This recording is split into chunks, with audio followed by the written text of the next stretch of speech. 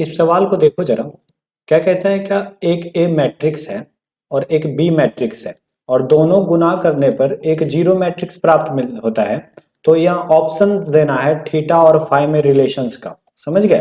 तो चलो, क्या दिया हुआ है, ए बी का गुना करने से हमको एक जीरो मैट्रिक्स मिलता है। तो चलो हम लोग ए और बी लिख लेते हैं। ये मान लो कि ए मैट्रिक्स है, यहाँ जो दिया हुआ उसी को लिखे हैं और इसका गुना करेंगे तो बी से गुना करेंगे तो हम लोग को मिलेगा क्या, एक जीरो मैट्रिक्स।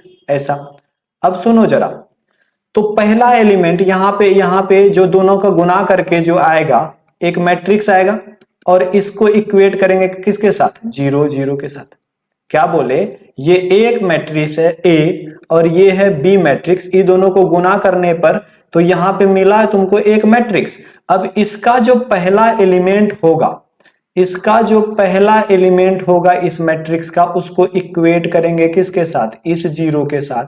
वही फर्स्ट एलिमेंट को लिख रहे हैं हम क्या कर रहे हैं, फर्स्ट एलिमेंट को लिख रहे हैं, डायरेक्ट कर रहे हैं, हमको पूरा नहीं करना है।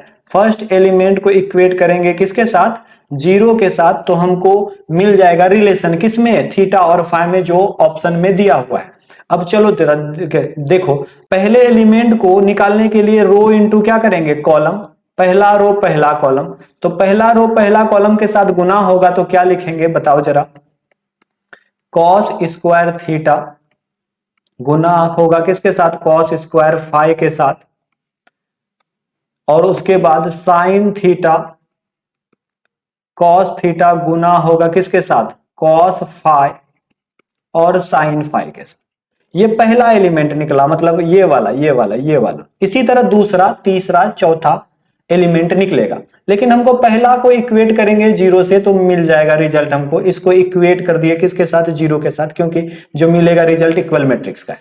अब देखो, अब तुम यहां देखना, क्या तुम इससे क्या कॉमन ले सकते हो। यहां पे देखो कॉस थीटा कॉस फाई है, यहाँ पे cos थीटा cos फाई है, दोनों को कॉमन निकाल के इस पार आएगा जीरो के साइड जीरो, तो बचेगा क्या, यहाँ पे cos थीटा cos फाई बचेगा और plus sine theta sine phi बचेगा, साइन फाई बचेगा। और अब तुम, ये तो फॉर्मूला होता है, ये जानते होगे क्या फॉर्मूला होता है बताओ।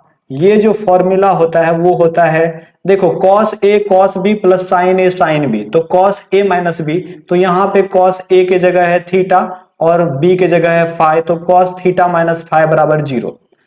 समझ गए? अब यहाँ पे cos थीटा माइनस फाई का मान जीरो हो गया है, तो अब मेन जो सवाल है ये कि cos का मान कब कब जीरो होता है। 11th में तुम पढ़े होगे cos थीटा बराबर होता था जीरो, cos थीटा बराबर होता था जीरो कब, जब थीटा का मान क्या हो, 2n+1 पाई बाय 2 हो। जब थीटा का मान क्या हो, 2n+1 पाई बाय 2 है। लेकिन तुम अगर ध्यान से देखो, यहां थीटा का मान 2 1 प्लस पाई बाय 2 था, लेकिन यहां थीटा माइनस फाई का मान होगा 2n+1 बाय 2। तो क्या लिखेंगे, theta minus phi equals to 2n+1 pi by 2 होगा, जहां n क्या होगा, 0 1 2 3, 0 1 2 3 कुछ भी होगा। मतलब इस वैल्यू पर, इस वैल्यू पर cos थीटा माइनस फाई क्या होगा, जीरो होगा। तो यहां से रिलेशन निकलेगा theta equals to phi plus 2n+1 pi by 2, जो ऑप्शन सी में दिया हुआ है, इसलिए ऑप्शन सी क्या होगा, करेक्ट होगा। आई होप तुमको समझ आया हो सवाल।